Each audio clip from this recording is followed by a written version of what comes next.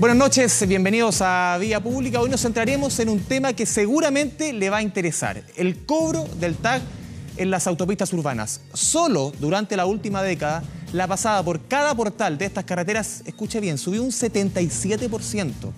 Para que se haga una idea en su casa, el TAG más caro es en Los Saldes Vivaceta, que tiene un costo de cada pasada de 1.400 pesos y está ubicado en la Costanera Norte, sentido oriente-poniente. ¿Se justifican estos incrementos de precios?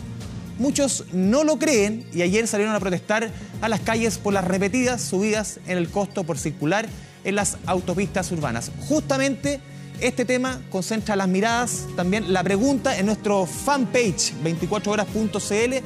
Vamos a revisar la pregunta justamente: ¿se justifica el aumento del valor al TAG a la luz del funcionamiento e infraestructura de las autopistas? ¿Sí o no? Son dos alternativas que tenemos para responder a un tema que va a ser el tema central en esta edición de martes de Vía Pública. Pero también revisemos otros titulares, porque Bolivia concluyó la presentación de alegatos orales ante la Haya. El canciller chileno aseguró que Bolivia intenta desconocer los tratados. Acusando improvisaciones y parches, el gobierno declaró desierto el proceso de licitación del Transantiago. Los exministros de la administración de Michelle Bachelet criticaron la decisión y acusaron que dañará a los pasajeros. Polémica por filtración de datos de 50 millones de usuarios de Facebook en Estados Unidos para utilizarlos con fines políticos. Estos y otros temas, sobre todo el debate centrado en el tema de las autopistas, a la vuelta de comerciales, aquí en Vía Pública.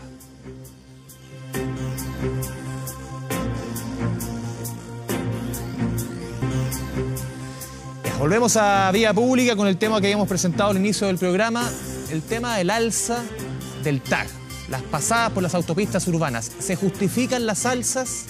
Es un tema que da para mucho. Tenemos tres expertos aquí en el estudio para entrar en profundidad con un tema que el día de ayer lunes se provocó harta polémica, harto movimiento en la capital, sobre todo en horas de la mañana.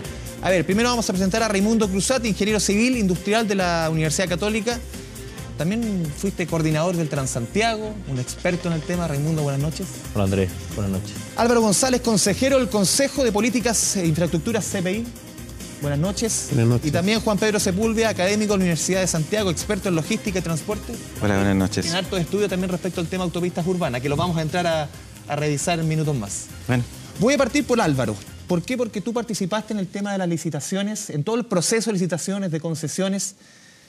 ¿Por qué se llega a este número famoso, para que la gente entienda un poco en la casa cómo se calculan los reajustes año a año? Es el IPC más un 3,5% máximo. ¿Por qué se llega a ese número? Bueno, fundamentalmente en los 90, cuando se diseña el sistema, lo que se busca es financiar las autopistas que se iban a construir. Recordemos que las autopistas urbanas de Santiago estaban planificadas en el plan regulador de 1959, pero en el 90 no se había construido nada. La verdad que en general lo que faltaba era financiamiento, y se pensó qué iba a pasar en 10 años, qué iba a pasar en 20 años, y lo que se determinó es que se tenía que tener tarifas valle y tarifas de saturación, de hora punta, y esas tarifas tenían que crecer en el tiempo en función del crecimiento de la demanda, fundamentalmente porque se iba a topar con la congestión. Por lo tanto, la idea era que este mecanismo permitiera que los autos no aumentaran en las horas punta y pudieran salir, ¿no? Eso funcionó bien durante un tiempo, pero ya ahora la disposición a pagar de los usuarios es mayor, y por lo tanto lo que vemos es que en las horas punta está muy superior en realidad a lo que se esperaba, digamos. Pero también se da una coyuntura, Raimundo, en que se calculó y se hizo todo el proceso en una época en que la economía del país venía saliendo de la crisis asiática, una crisis que nos pegó de verdad, no como la subprime y el 2008, esta nos pegó de verdad y realmente el país estuvo con desempleo de 2 dígitos, y ahí, de alguna manera, para atraer inversiones, se puso a disposición, dicen los expertos arriba de la mesa, números que quizás en esa época eran, o reajustes que en esa época uno decía eran posibles para atraer inversión, pero hoy día son un poco como que a la gente le generan un poquito de indignación. Sí, mira, yo creo que parte de eso hay, pero mirando un poco en retrospectiva, yo creo que en buena hora fue así. ¿Por qué? Porque si nosotros probablemente hubiéramos tenido tarifas más bajas en términos generales o costos más bajos incluso de lo que tenemos hoy día para usar el auto privado, probablemente tendríamos incluso tasas de crecimiento del parque automotriz mayor a la que tenemos hoy día, que ya son O sea, ya este año son se van a vender noticias. 400.000 autos. Claro, o sea, estamos Nuevos. hablando de que en Santiago quedan, o en la región metropolitana quedan 500 autos nuevos al día. Entonces, probablemente si moverse en auto por Santiago fuera más barato, esa tasa de motorización hubiera crecido incluso más rápido. Y desde el punto de vista urbanístico, eso hubiera sido una mala noticia. O sea, yo creo que probablemente no en todas las zonas de la ciudad y no a todas las horas de la ciudad, pero el uso como indiscriminado del auto tiene efectos muy negativos en el funcionamiento de las ciudades, sobre todo en una ciudad grande como Santiago, relativamente extendida, y que en el fondo a veces sus autoridades dan señales como un poco contradictorias respecto a cuál deberá ser como la política pública frente al crecimiento del parque. Entonces, desde el punto de vista como económico... Es como me bajo del auto, me subo del auto, ¿qué es lo que hago? Claro, en el fondo porque queremos que por lo menos en zonas saturadas ojalá el auto se use lo menos posible, pero después hay proyectos de ley que hacen que los estacionamientos sean gratis. Entonces no tiene un costo irme en auto en alguna parte. Entonces es un tema bien complejo, pero respondiendo a la pregunta original, probablemente si nosotros hubiéramos tenido costos para moverse por Santiago en el auto privado más bajo de lo que tenemos hoy día, uno podría pensar que tendríamos una tasa de motorización más alta, una ciudad más congestionada de lo que tenemos hoy día. Juan Pedro, lo decíamos en la presentación del programa, a ver, un aumento en la última década de 77% en el costo de cada pasada por los tags. ¿Por qué no se da al revés, que uno debiera pensar en la lógica económica, que al final cada vez más gente pasa por las autopistas? O sea, de un año a otro, 2015-2016, si no me equivoco, pasamos de 555 millones de pasadas a poco más de 600 millones. Se crece prácticamente un 10%. ¿Por qué se hace fenómeno? A ver, bueno, yo creo que el tema acá es un poco que efectivamente tenemos cada vez más parque vehicular. Y por lo tanto, dado que los costos de operación de las autopistas son más o menos constantes con el tiempo, nos damos cuenta que los costos medios por vehículo van bajando con el tiempo. Entonces ahí surge la pregunta, bueno, si yo tengo un costo que es más o menos constante, pero cada vez pasan más vehículos por año, por ejemplo, por lo tanto mi costo medio por vehículo va bajando en el tiempo. Pero lo que nosotros encontramos, tú te das cuenta que las tarifas suben de forma constante año a año. Entonces, un poco lo que pasa es que cada vez se va haciendo más grande, por decir, la diferencia entre la tarifa y el costo medio de operación de la autopista. Entonces, ahí uno piensa y reflexiona que no es absurdo pensar que las tarifas en algún momento podrían dejar de subir o incluso bajar, porque mientras más años funciona la autopista, más flujo va a haber sobre la autopista y por lo tanto sus costos medios de operación van a ser cada vez más bajos. ¿Entiendes? Justamente en ese punto, Álvaro, siempre los contratos, si las ambas partes quieren modificarlos, se puede hacer. Pero ¿cuál es el costo de modificar contratos de autopistas que, si no me equivoco, fueron firmados a 30 años? Creo, en casi las 4 autopistas urbanas más importantes.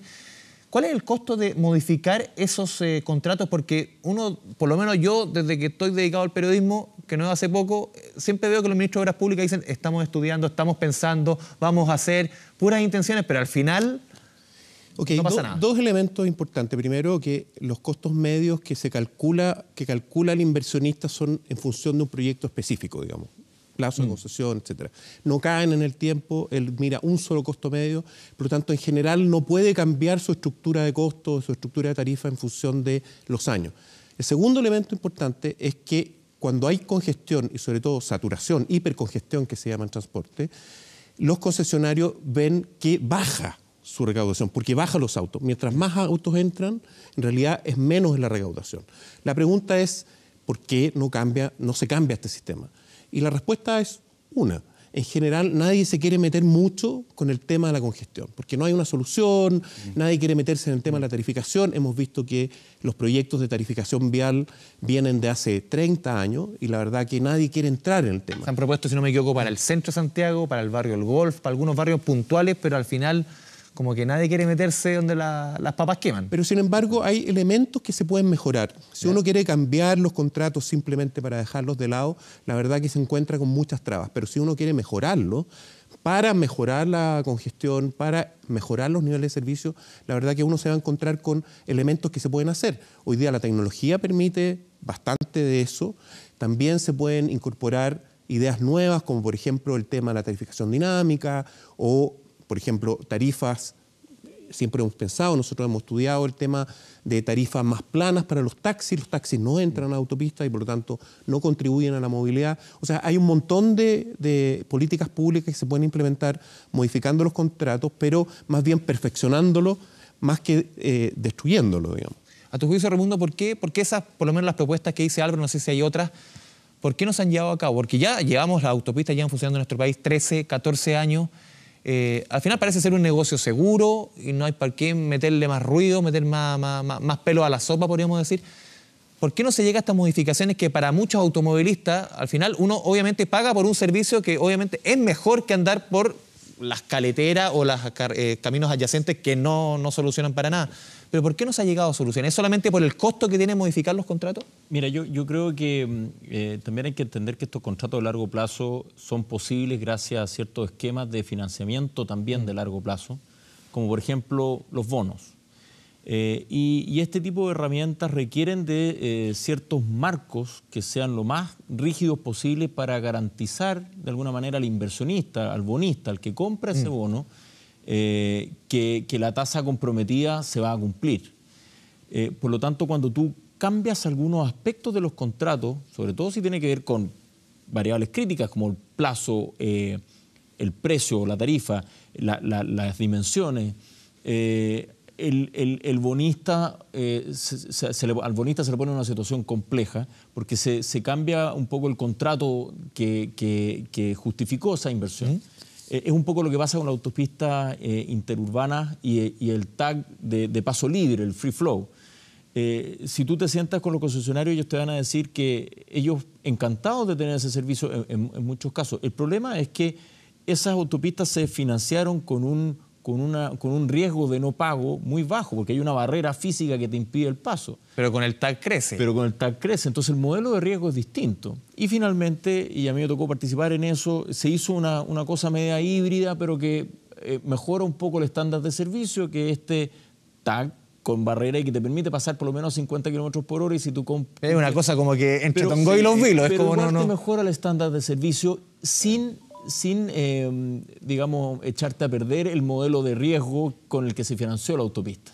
Entonces, hay un tema también financiero que puede interferir en la voluntad, no te digo solo de la autoridad, incluso de las partes, porque de alguna manera el concesionario también se debe a su inversionista. O sea, el concesionario tiene ciertas restricciones para modificar el contrato aunque llegue a un acuerdo con la autoridad, porque tiene un contrato de financiamiento detrás con un bono a largo plazo, entonces está bien restringido. Yo creo que hay algo de eso y probablemente también muchos de los esfuerzos de la autoridad han ido también por el lado de hacer crecer un poco la infraestructura y no necesariamente perfeccionar lo que ya existe, digamos.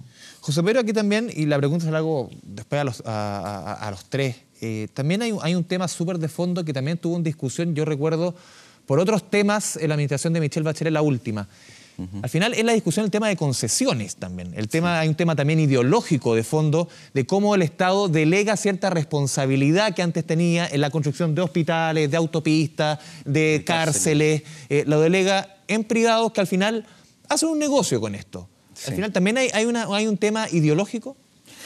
Bueno, ese es un tema interesante, pero es que, ¿sabes? Mi visión al respecto, yo creo que es que el Estado actualmente no tiene la capacidad para poder hacer inversión en todas las diferentes áreas.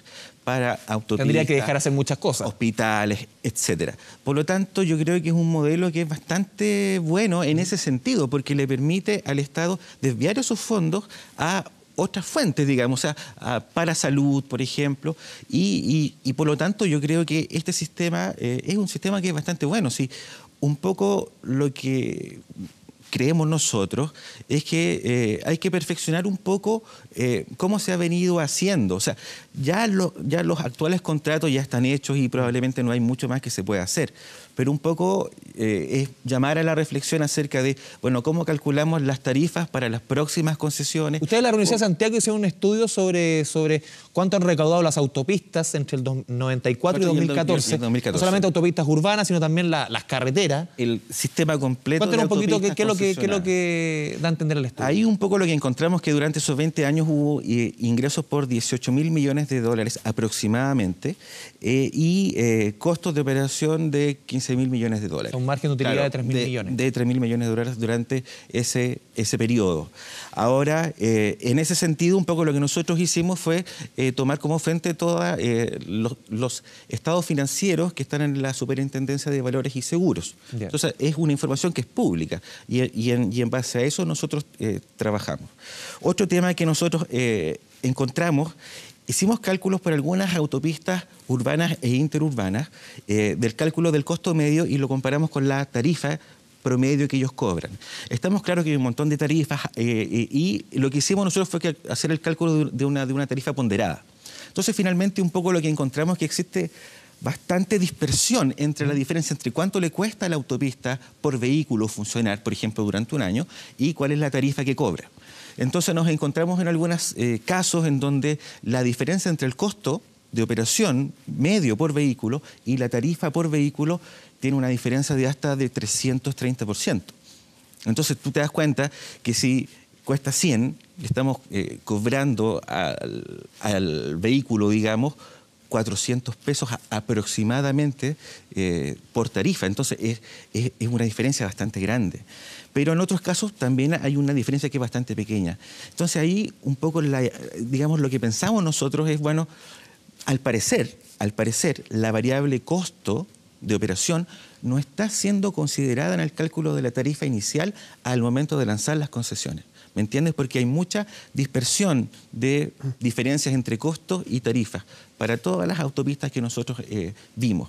Pero sí, como te digo, hay algunos casos en los que efectivamente tú te das cuenta en donde la tarifa que se cobra y el costo que tiene de operación, el margen es bastante significativo. ¿Existe, Álvaro, te pregunto, ¿existe una alternativa para la gente que no quiera utilizar las autopistas? Porque se supone que uno tiene un servicio que se te ofrece, pero tiene que haber un anexo, tiene que haber un plan B, un camino, una caletera. Pero si uno lo lleva a la práctica, en buena parte de las autopistas urbanas, como que no existe, el camino es demasiado B, es demasiado alternativo y al final no te queda otra que tomar la autopista. O sea, yo creo que ese es el punto central del tema de la movilidad de las ciudades. Acá el tema de las autopistas contribuyen al movimiento de las ciudades, contribuye al transporte de carga, de pasajeros, pero la clave está en el transporte público. O sea, no puede ser que la ciudad tenga un mal transporte público si uno ve qué pasó el año 2007. No, y digo también, lo que yo te planteé, por ejemplo, si uno quiere tomar la Costanera Norte, en muchos sectores no tengo un plan B para dirigirme al mismo lugar o sencillamente te vas a demorar 10 veces más por el camino un poquito alternativo, que no implique pasar por tal. O sea, en general, las autopistas urbanas le cambiaron el estándar a lo que eran las avenidas, digamos. Sí. Por lo tanto, otras autopistas de ese estándar no vas a tener en la ciudad y por lo tanto te vas a tener que ir por Providencia, por la Alameda. Es muy complejo, digamos. Ahora, ¿cuál es la alternativa que deberían tener los usuarios? Las alternativas que deberían tener tanto en interurbano como en urbano es otros modos. En el caso del metro, metros ligeros, los trenes, que es un tema todavía pendiente para el país. Ahora, yo creo que las concesiones, en la primera pregunta tuya, pueden contribuir perfectamente a mejorar el sistema de transporte público y ferroviario del país, digamos. Por ejemplo, el tren Valparaíso-Santiago está solicitado de esa manera. Por ejemplo, en el caso de Américo Vespucio Sur, se hizo la línea 4 con costos correspondientes a la autopista. En el caso de la Norte-Sur, va el metro, o sea, perfectamente las concesiones se pueden usar para generar una red de metros mucho más intensa y mejorar el transporte público. Por ejemplo, en ese caso, si uno hoy día postulara a hacer una nueva autopista, ¿se podrían generar las mismas condiciones que se generaron, por ejemplo, en 2001 con este IPC más 3,5 máximo? O quizás hoy día la realidad económica, la realidad hoy día de la discusión, un país que es muy distinto, 15 y 6 años después, daría que quizás los márgenes de utilidad serían un poquito más acotados. O sea, yo creo que no tiene que ver con las utilidades porque los inversionistas deciden en el momento de presentar la licitación. No, digo, a nivel de usuario. Por supuesto, pero a nivel de usuario, la verdad que uno diría, bueno, ¿cuál es el nivel de servicio que me van a prestar? Y ahí es donde surge el conflicto. Cuando yo tengo un nivel de servicio en horas punta que empieza a ser cada vez peor y me cobran más, no tiene sentido para mí. Yo no reconozco. Y yo no puedo cambiar la hora de entrada a mi trabajo. Por supuesto, yo no reconozco que hago congestión, ni tampoco reconozco que me cambio de modo. No me voy al metro ni me voy a la micro. Digo, acá el problema son las autopistas. No me hago cargo de mí mismo.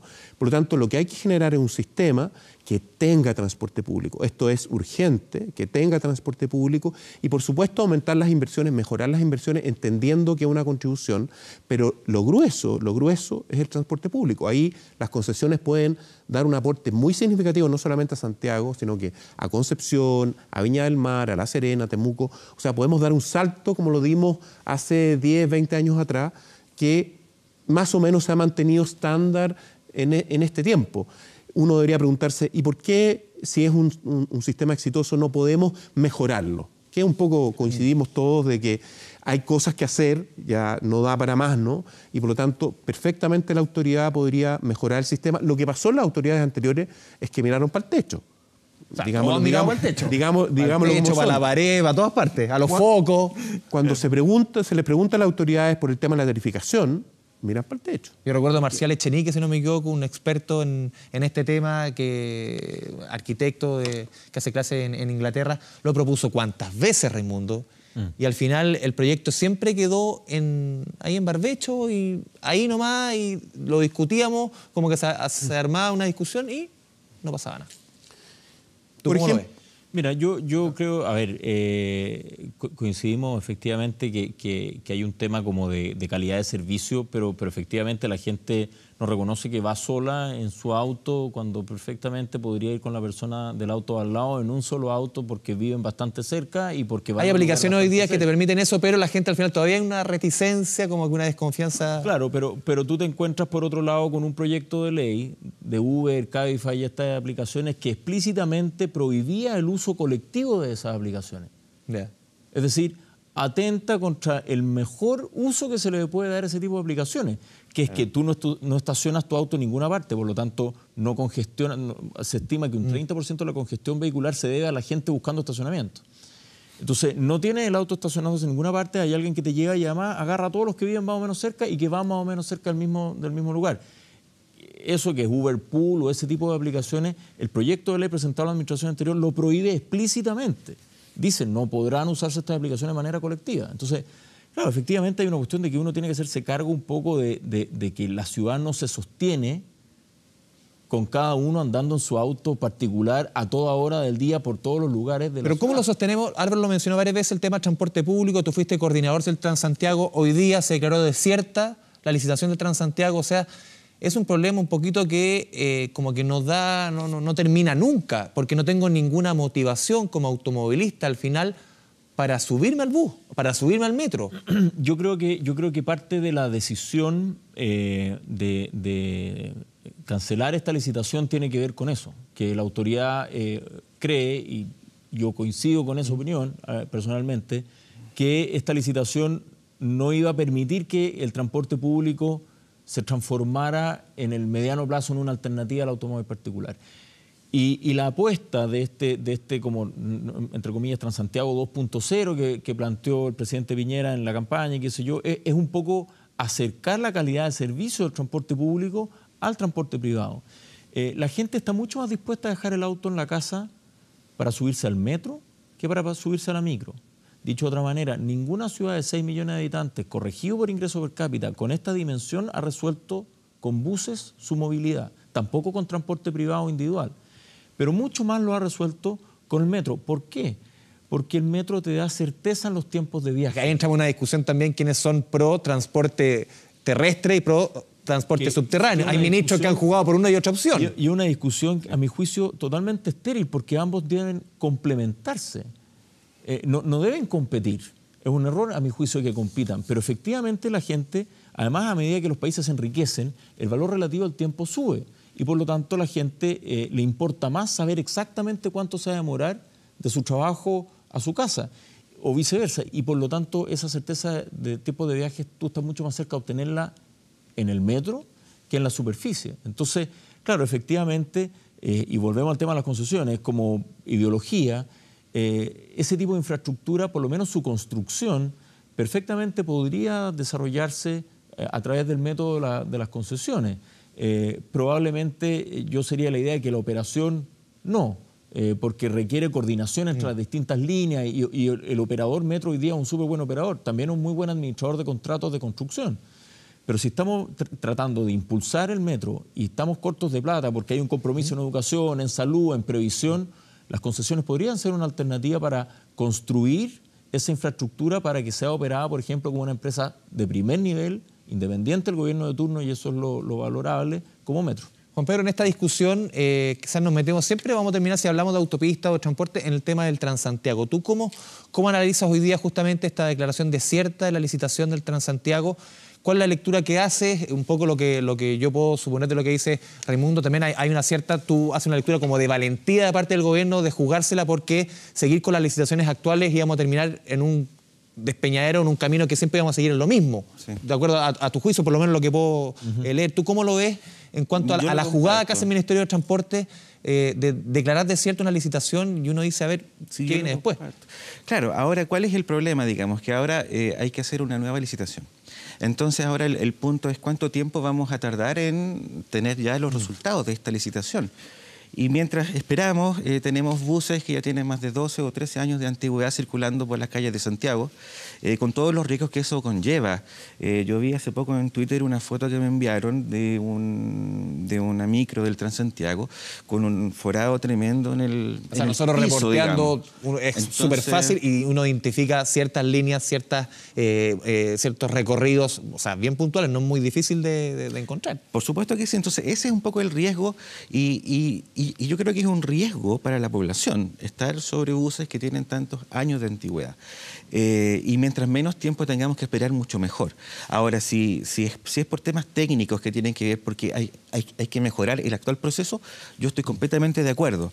Ahora, yo no me meto en temas políticos, no es un tema a lo mejor, pero yo desde el punto de vista técnico, si hay temas que hay que mejorar en torno a la licitación, estoy completamente de acuerdo en que hay que hacerlo y ojalá tratemos de hacerlo en un plazo lo más corto posible para que tenga el menor impacto en la población en cuanto a los riesgos y esperando que sea un excelente sistema, digamos, y que efectivamente termine siendo una opción para el automovilista, para que efectivamente pueda dejar el auto en su casa y poder tomar el Transantiago, micro y metro, por ejemplo, para llegar hasta su trabajo. Cosa que, por ejemplo, hoy no sucede. Yo, por ejemplo, para llegar a mi trabajo me demoro por la autopista 25 minutos. Si uso el Transantiago me demoro 1 hora 30 minutos. Entonces, te das cuenta, es una gran diferencia y naturalmente yo voy a tener que tomar la autopista. Hay un costo familiar, claro, hay un costo económico, hay un costo familiar. De todo. Entonces uno podría pensar que es casi o podría sentirse como un monopolio natural en el sentido de que uno podría sentir que no hay alternativas viables, digamos, a la autopista. Y por tanto la debo tomar casi por obligación. Y además uno ve que con el paso del tiempo los costos medios van bajando, cosa que se da en un monopolio natural. Pero el tema acá es que efectivamente ese tipo de industrias en general es regulada por el Estado. Todo lo que es el agua, la electricidad, por ejemplo, son reguladas. Sí. No se puede cobrar en cuanto a su rentabilidad, cosa que a mi juicio no sucede con el caso de las autopistas concesionadas. Volvemos al tema de las autopistas, Álvaro. Te lo pregunto como ciudadano quizás. ¿Qué pasa una vez que se finalizan los contratos? ¿Qué pasa con la infraestructura de las autopistas? Claro, esto va a pasar en algunos casos 2031, 2032, 2033. ¿Pasan a manos del Estado? ¿Se puede volver a concesionar? ¿Se arrienda? ¿Tú puedes arrendar la operación de la...? Porque al final que el Estado opera ¿puede el Estado volver a operar una carretera como esta, como la Costanera Norte, Vespucio Norte, Sur, Autopista Central? Sí, es muy interesante la pregunta porque lo que uno ve es que estas autopistas que van terminando van generando un enorme valor para el país, porque son autopistas que vuelven al Estado, el Estado las puede reconcesionar o la puede operar directamente. La ley de concesiones dice que tiene que en general licitar esta concesión. Ahora, ¿dónde van a ir estos activos? Ahora van a ir al Fondo de Infraestructura. Ya. O sea, el Fondo de Infraestructura, que es público, va a tener unos recursos que antes no tenía, y la idea de que esos recursos es que hagan más infraestructura. O sea, este círculo virtuoso es lo que permitiría efectivamente hacer mejores autopistas. La idea no es que los precios que se establecen en las autopistas o en las vialidades cambien mucho, porque de esa manera permito hacer otras autopistas o permito hacer otras infraestructuras como tren. Si yo bajara, por ejemplo, los precios, el tren nunca podría sobrevivir porque en general la autopista se lo comería, ¿no? Entonces la idea es que efectivamente estos activos permitan hacer más infraestructura. Ahora, la idea es que estos fondos no se vayan a otros lugares. Por ejemplo, en el caso del aeropuerto AMB, ¿no es cierto? Más del 70% de sus ingresos va al Estado. Ahora, esos fondos no vuelven a reinvertirse. La idea es que sí vuelvan a reinvertirse porque son fondos que pagan los usuarios. Si este círculo virtuoso se mantiene, en realidad lo que ocurre es que los usuarios están pagando por infraestructura presente, pero también por infraestructura futura. Y eso hace que, tal como decía el ministro de Obras Públicas, no lleguemos atrasados siempre a las ampliaciones, a las mejoras, a las nuevas autopistas, a las nuevas inversiones, ¿no? Nosotros pensamos que este fondo de infraestructura perfectamente puede servir para concesionar el metro, y por lo tanto dar un salto significativo de 200 kilómetros en los próximos 5 o 6 años y la verdad cambiarle la cara a Santiago en el tema de movilidad. Álvaro, Raimundo, José Pedro, les agradecemos su presencia aquí en Vía Pública, media hora que se pasó volando. Sí. Muchas gracias por estar acá. Ya. Y a ustedes sigan la sintonía de Canal 24 Horas. Vamos a una breve pausa y volvemos aquí en Vía Pública.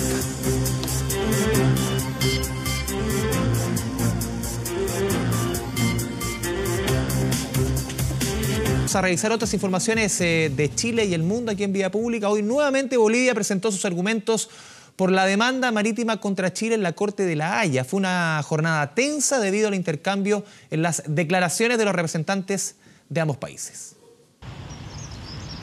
La llegada de la primavera en Europa coincidió con el segundo día de alegatos en La Haya. El sol tibio anticipaba el acalorado ambiente que vendría después, pero con el intercambio de declaraciones entre Chile y Bolivia. A la hora en que la delegación de nuestro país llegaba a Palacio, arribaba también el presidente Morales. Al inicio no hubo palabras del mandatario, pero sí un gesto. Uno de los abogados representantes de Bolivia fue quien abrió la presentación, interrumpida por continuos problemas técnicos que paralizaron la audiencia durante 40 minutos. Señor profesor, tenemos un problema con su micrófono. Bolivia tiene la intención de entrar en los detalles de las distintas fuentes de la obligación que incumbe a Chile y de mostrarles que esta obligación perdura, que no se ha concluido y que debe cumplirse. La intervención del país vecino estuvo centrada en hechos históricos. Adicionalmente, aludieron a la pertinencia y el efecto jurídico de las relaciones de organismos internacionales, como la Organización de Estados Americanos. Chile ha actuado con mala fe al reducir sistemáticamente a través de los años el objeto, así como el alcance de lo que está dispuesto a conceder a Bolivia en el marco de dichas negociaciones. La Corte se volverá a reunir el jueves 22 de marzo. Al término de la audiencia, Bolivia y Chile elevaron el tono de sus planteamientos. Chile debería tener, como tuvo en el pasado, presidentes como González Videla, gente que eran auténticos hombres de Estado y que sabían que los intereses del país están más allá de la coyuntura política del día de hoy. Eso es lo que hace falta. Y demostramos ante la Corte y ante el mundo que tenemos mucha confianza y mucha esperanza para que Bolivia vuelva al Pacífico con soberanía. Bolivia hoy elaboró un manual para horadar, para minar lo que es el Tratado de 1904. Nadie nos puede obligar a nosotros a ceder 1 centímetro cuadrado de territorio. La soberanía se mantiene íntegra y es bueno que lo sepan todos. Durante la jornada, el senador Jorge Pizarro salió a clarificar sus dichos respecto a la posibilidad de intercambio territorial con Bolivia, una idea que deslizó más temprano en una entrevista con CNN. En 100 años más, en un mundo globalizado, ¿por qué no pensar en otras alternativas? Pero hoy día ninguna, y en eso con toda claridad.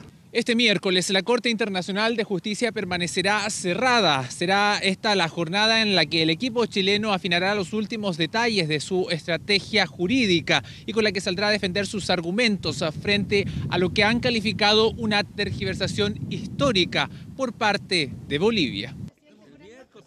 La tarde de este martes, Evo Morales abandonó Holanda rumbo a Bolivia. Vuelve. Dejó en suspenso su retorno para la próxima semana, cuando Chile cierre los alegatos en la Corte Internacional de Justicia. Y el escándalo sigue creciendo y Facebook continúa desplomándose en la bolsa de Wall Street. Tras conocerse que los datos de unos 50 millones de usuarios fueron usados por una empresa británica para favorecer la candidatura de Donald Trump. El fundador de una de las redes sociales más usadas en el planeta se mantiene en silencio, pero Mark Zuckerberg ya fue citado por el Parlamento británico y la Eurocámara.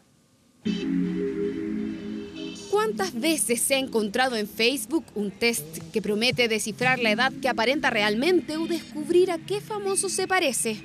Una aplicación aparentemente inocente desató un escándalo que en solo un día provocó que Facebook perdiera varias decenas de millones de dólares.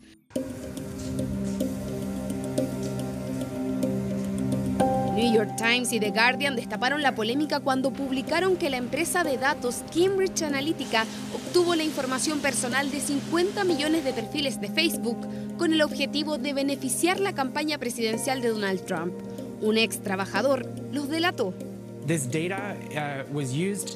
Estos datos se usaron para crear algoritmos de perfil que nos permitieran explorar vulnerabilidades mentales de las personas y luego mapear formas de inyectar información en diferentes flujos o canales de contenido en línea para que las personas comenzaran a ver por todos lados cosas que pueden no ser verdad. Fue un test que proponía a los usuarios descubrir su personalidad, la herramienta que utilizaron para obtener las actualizaciones de estado, los me gusta y hasta los mensajes privados del 15% de la población de Estados Unidos. La app solicitaba los permisos para acceder a la información personal del usuario y la de sus amigos. De esa forma, la firma británica Cambridge Analytica logró saber cuál debía ser el contenido, tema y hasta el tono de los mensajes para influir en los usuarios y favorecer, por ejemplo, la campaña política de Donald Trump, liderada en ese entonces por Steve Bannon. Steve quería armas para su guerra cultural. Eso era lo que él quería. Y eso es lo que le ofrecimos, una forma de lograr lo que él quería hacer, que era cambiar la cultura de Estados Unidos. No solo lo hicieron con publicidad, sino que también con noticias falsas. Facebook, que habría tratado de detener la publicación del escándalo por vías judiciales, asegura que la recopilación de datos no significa que se haya vulnerado la seguridad, ya que los usuarios cedieron su información voluntariamente. Pero esa explicación no deja a nadie conforme. Ahora tanto Estados Unidos como Inglaterra investiga a la compañía. Voy a escribirle a Mark Zuckerberg para pedirle que él u otro alto ejecutivo de la compañía declare ante nosotros para dejar claro que Facebook sabía sobre este incumplimiento en la protección de los datos de los usuarios. ¿Por qué no tomaron acciones contra Cambridge Analytica antes? ¿Y por qué no informaron a los usuarios a los que se les tomaron los datos? El escándalo dentro de la empresa Cambridge Analytica es mucho peor.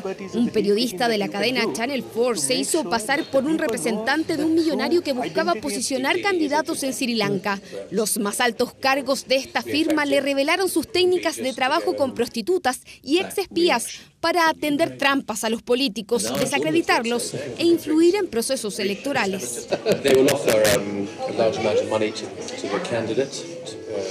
To finance his campaign in exchange for land, for instance. We'll have the whole thing recorded on cameras, blank out the face of our guy, and we're going to post it on the internet. El propio presidente ejecutivo de la empresa de análisis de datos asegura que sus tácticas fueron usadas en Estados Unidos, África, México, Malasia y que se están implementando en Brasil, China y Australia. El escándalo ya provocó su despido y promete seguir plantando dudas sobre qué tan resguardados están nuestros datos en las redes sociales. Seguimos revisando información del mundo porque la policía de Texas descartó que una explosión ocurrida en Austin esté relacionada con otras 5 detonaciones que dejaron 2 muertos desde el inicio del mes de marzo. Este último incidente ocurrió en una tienda ubicada al sur de la capital texana y una persona quedó con lesiones. Sin embargo, las autoridades dijeron que la explosión no fue provocada por una bomba, sino por un dispositivo incendiario. El estado de Texas está en alerta desde el 2 de marzo porque en lo que va de este mes se produjeron 5 explosiones con bombas de forma misteriosa. La última fue en la madrugada de este martes, cuando un paquete de bombas detonó en las instalaciones de la empresa de mensajería FedEx en San Antonio. La policía y el FBI están buscando a un presunto atacante serial que sería el responsable de los ataques. Sin embargo, los agentes reconocieron que aún no identificaron sospechosos. Vamos al deporte. Alexis Sánchez se integró este martes a la selección chilena en Estocolmo, Suecia, que prepara sus partidos amistosos contra la selección local y Dinamarca. El tema Claudio Bravo sigue rondando al equipo nacional y sobre el final de la tarde se encendió aún más luego de que Sánchez y Arturo Vidal subieran fotos a sus redes sociales que pueden ser interpretadas como mensajes velados al ex capitán de La Roja. ¡Gracias, Alexis! En este minuto llega Alexis Sánchez.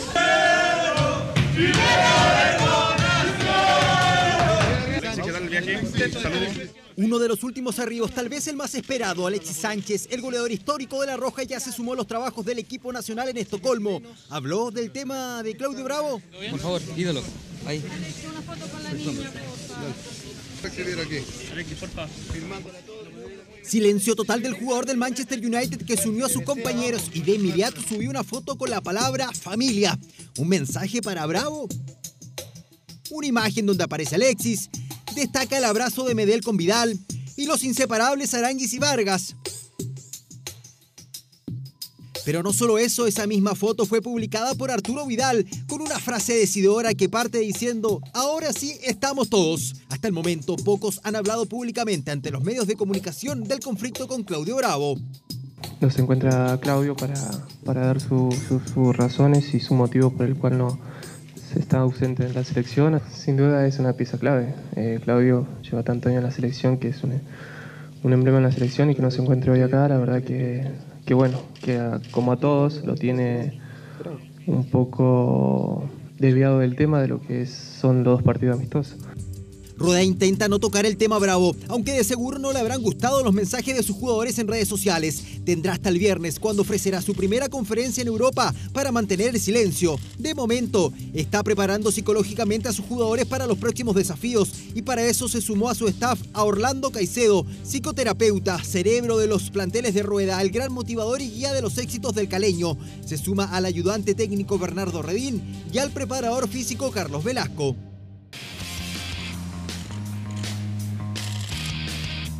Este es el entrenador Jay Anderson de la selección de Suecia, el responsable de la clasificación de su equipo al Mundial de Rusia, eliminando nada menos que a Italia. And that's it. Delight for Sweden. Magnificent performance from Jan Andersson's team over 2 legs. El rival de La Roja este sábado tiene como base el equipo campeón europeo sub-21 del 2015, un cuadro joven que respeta a Chile.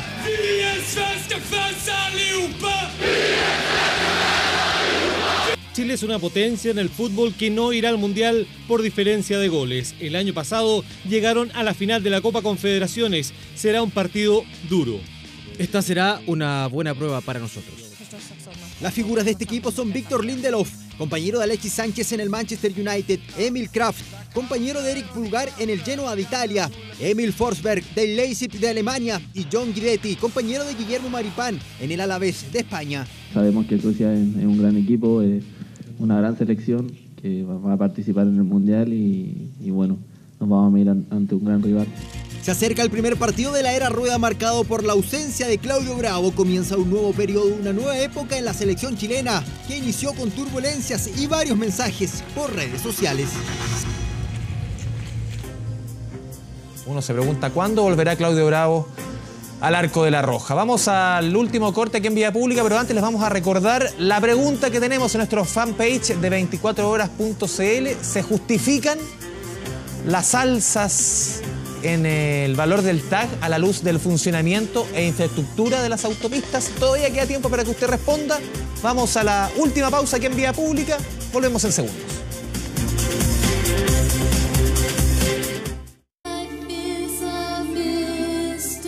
Ya, volvemos a Vía Pública con la encuesta que habíamos dejado planteada al inicio del programa. ¿Se justifican las alzas en el TAG por la infraestructura, por el servicio, a la luz del funcionamiento de las autopistas? Sí, un 5%. No, un 95%. A la gente parece que no le gusta mucho el servicio que al final se entrega. Vamos a revisar la información de nuestro sitio web 24horas.cl. Hasta ahora lo más importante, podemos revisar: la Corte Suprema rechaza recurso interno de Punta Peuco para cumplir reclusión domiciliaria. La tercera sala del máximo tribunal se basó en la inexistencia de una norma que otorgue este beneficio carcelario basándose solamente en la edad del recluso. Usted lo está escuchando ahí de fondo. Un día como hoy, pero de 1989, entraba al mercado Like a Prayer de Madonna, lanzamiento del 6º álbum de la carrera de la reina del pop, un disco que la crítica consideró un punto de inflexión en su trayectoria, donde la rubia cantante de los 80 dejaba de lado su época de sex symbol. Like a Prayer se alzó hasta los puestos más altos de las listas de ventas, a pesar de levantar las iras del Vaticano por su temática religiosa y de ser censurado en varios países. Con la reina del pop, con la inigualable Madonna, cerramos esta edición de día martes de Vía Pública. Como siempre, sigue la sintonía acá de Canal 24 Horas. Que le vaya bien. Muy buenas noches.